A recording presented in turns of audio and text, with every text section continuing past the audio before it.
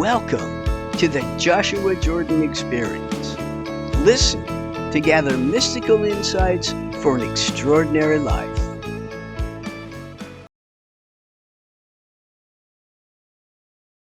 Hello, my beloved friends. Welcome once again to the Joshua Jordan Experience. If you're new to our channel, I would like to encourage you to hit that thumbs up button and consider subscribing. It really does help our channel on the YouTube algorithm. Thanks a lot. I have decided to talk to you today about something that affects our overall well-being as well as our stress management. And that is, how do we handle things that seem to be or absolutely are beyond our control? A friend and I were talking last week, and he and we were both sharing the fact that we had gone through maybe a couple of weeks where we felt like overwhelmed, or I'm not getting as much done as I would like to. And then I start looking around and comparing myself to other peers and thinking I'm not doing as well as they are. And you see all of this can spiral into downward feelings, downward emotions. So when I say downward, I am talking about what most call negative. I'm just talking about a level of frequency energy downward. All right. So what I'd like to share with you to help you just get a handle on some of the things that we might stress about that really are not within our control. First of all, what really helps is to take a serious look at what is our scope of influence. What what do we truly have under our umbrella that we can affect, change, control? I'll tell you right now, though, that there are some things that no matter how hard you try, you cannot control. So I will share with you that one of those things is the weather, the traffic, government policies, which includes the thought that I often think, not my circus, not my monkeys. When it comes to the government, I have very little control and really minimal influence. Economic trends are beyond our control. Other people's choices. Oh, yeah, that's not in my control. Other people's thoughts, feelings, and their behaviors. I can't control any of that. And of course, there are natural disasters like hurricanes and tornadoes, tsunami. None of that is within my control or yours. And then there are societal and global issues that are beyond our control. Finally, I will say this, and I know Joshua is going to push back, and that's okay. From my point of view, you cannot control the past and you cannot control the future. And I'll let Joshua talk about that when he comes through. So, what do I control? What is within the scope of my control that I can easily manage? And that is my own thoughts, my own actions, my own reactions. Those are all within my control. And I get to choose how I spend my time and where I put my energy. And I also have complete control over my personal goals and priorities. These things are all within my control. Sometimes our thoughts can trick us into believing that we have a lot more control than we actually do. So this is called cognitive distortion. So some of the common cognitive distortions can include personalizing things. In other words, blaming myself for events that are beyond my control. Like, oh, if only I had done XYZ, that wouldn't have happened. Well, is it something you could control? In other words, one of your own thoughts, actions, or reactions? Or is it something beyond your control? And this idea of blaming myself for things beyond my control actually leads to a great deal of stress and unhappiness. So let go of that. You're not responsible for what is happening that is beyond your control. And then, of course, we can believe that we are overly influential, perhaps in a certain area, or that we should have more power. We overestimate how much power we have in a situation. For example, I was a manager in a corporation, and there were lots of things that came down from above me, and I had no control over that. All I could control is how I was going to react and how we were going to take care of it. So remember that sometimes you can be tricked into thinking you have control over things where you've kind of overestimated your power or your influence.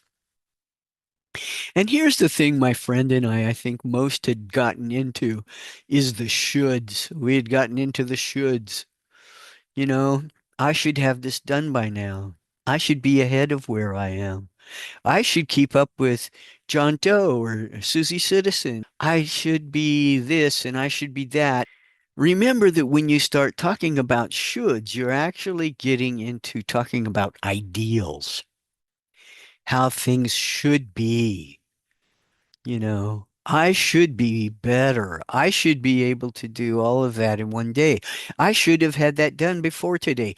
I should, yeah, the shoulds. When you get into what people call shoulding on yourself, it can be very distressing and it gets you also again in that spiral of downward energy frequency. So to raise your frequency to get it back up where it belongs, you want to remember that what is, and how things should be are my ideals. However, I do not always satisfy my or your ideals of how I should be or what should be happening, what should be done.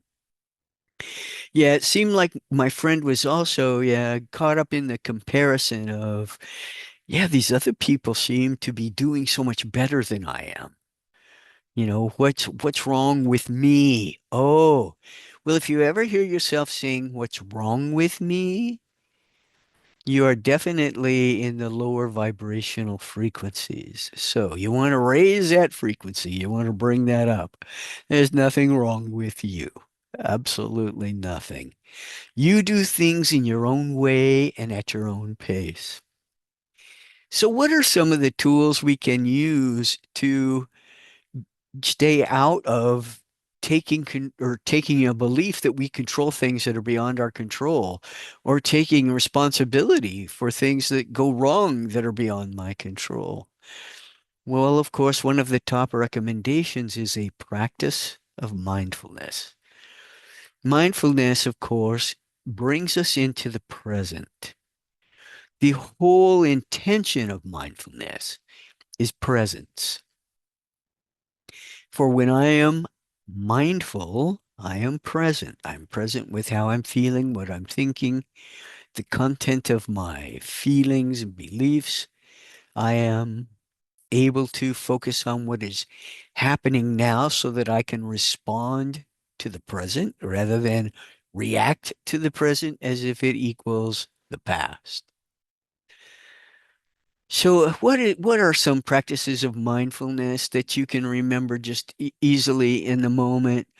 If you find yourself going down the rabbit hole, thinking that perhaps you're not influencing or controlling things to the best of your ability, it's important to ask yourself, what am I feeling right now? Right? Get into the present. What am I feeling right now? And the next important question is, what was I thinking before I started feeling this way? Oh, here's a clue. As a matter of fact, I have shared in other videos that your thoughts actually control your feelings. It's not the other way around. Your feelings do not control your thoughts unless you allow it. Your thoughts in every way control your feelings. So What was I thinking right before I started feeling this way? This, oh, I should have done that, or I should be better at this, or so and so is a lot better off than I am, and what's wrong with me? What was I thinking before I started feeling this way? And if it's about a matter of what's going on in your environment, the question to ask then is this something I can change? If it is something I can change, it is within my control. So what did I say I have control of?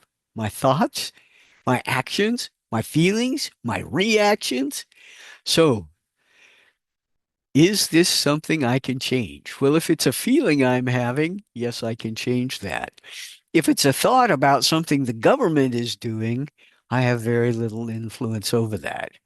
So then the next question to ask is, if I can't change it, what aspects can I control? What aspects can I control? So if I imagine the government is doing something out there that I don't like, but I have no control over that, what do I have control over? What I think about it, how I feel about it, how I react to it, what are my actions in real time. Maybe I'll write a letter to my congressman and feel like I got that off my chest. And yet, it may not make a great deal of difference. And yet, I took ownership of what I do control, what I can influence, rather than fussing, fuming, stewing about something beyond my control. So I know I have shared a lot about this. What I do share with you includes things that Joshua has taught me. However, today I was relying more on my training in stress management and relying on that information, relaying it to you. But I do know there's something that I said that Joshua takes issue with, and I want to just step aside now and let him speak to you to the best of my ability.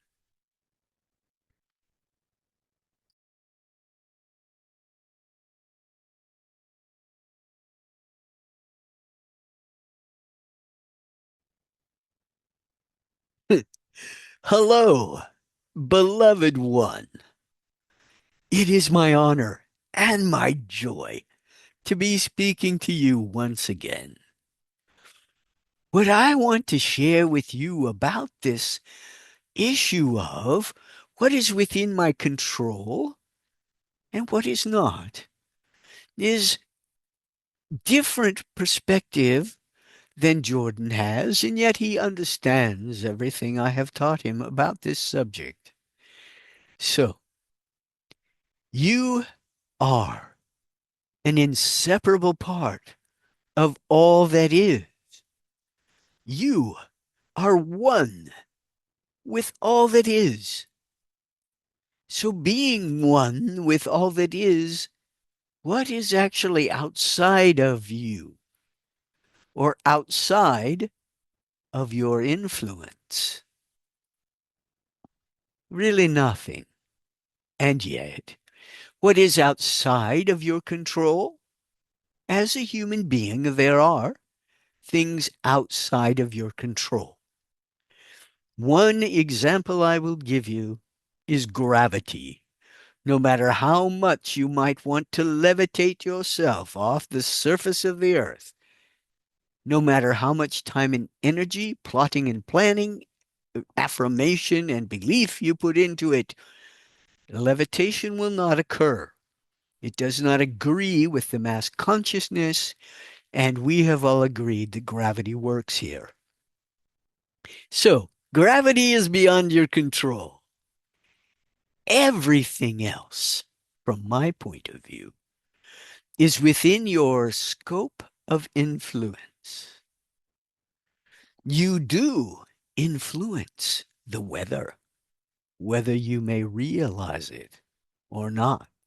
You participate in your local consciousness, the local mind, creating the weather for your region. You are a part of that.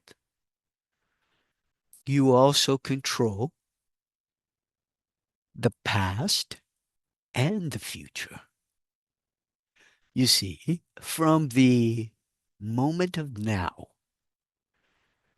nothing is finished and nothing has begun. Nothing has started and nothing has ended. Time itself did not begin and cannot end.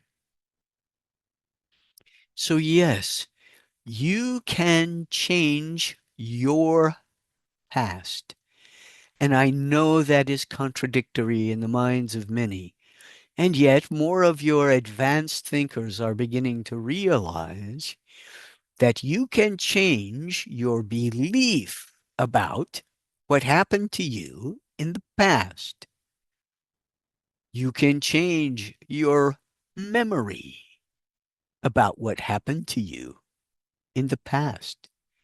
Some people completely forget some parts of the past as if it were so inconsequential. It wasn't worthy of cognitive recall. Or some people suppress the past and refuse to remember it because it was traumatic and painful. You can affect the past. You can change how you responded to events that you believe occurred to you in the past. Now, I can give you examples of people who shared a past and were in a situation together, and both of them, or three or more of them, do not remember all the events the same way. So, what really happened in the past is mutable, it changes. And over time, you will find that your memories are faulty. Memory is faulty. Therefore, it really is not too difficult to change your past. Now, the future. The future, I agree, is always in motion. It's not settled. It's not written in stone. Now, what is the future? Well, from where you are, the future is that which hasn't happened yet on your timeline, right? And if there are things happening on your timeline that you want to change, you can do that through your present moment transition. Perhaps you're familiar with the idea that if you keep doing what you're doing, you keep getting what you've got. So if you want to change your future, you need to start doing different things in the present. In the present, you change your future. So those were just a couple of points I wanted to share with you and how my perspective differs from the perspective of a person living a lifetime. I do understand that my point of view is much more expansive than you may be experiencing. And yet, every bit of the consciousness of all that is open to you at all times. You may know all that I know and beyond. For there is more to know and more to grow. So, from my point of view, what is the future? The future is that which has yet to achieve manifestation within my whole self. And perhaps I will talk about that at some other point. What I am saying is that I have goals for growth and change, just like you do. So even as an entity, there is still more for me to know and a lot for me to grow until I become a deity or a creator of planets. Thank you so much for your time and attention. It is our joy to speak to you, and I want you to remember, I am always here for you. Call me anytime and I will answer you. That is my promise. And I promise this because I love you. I love you beyond all conditions, beyond any possible limitations. I love you. And with that, I bid you a good day.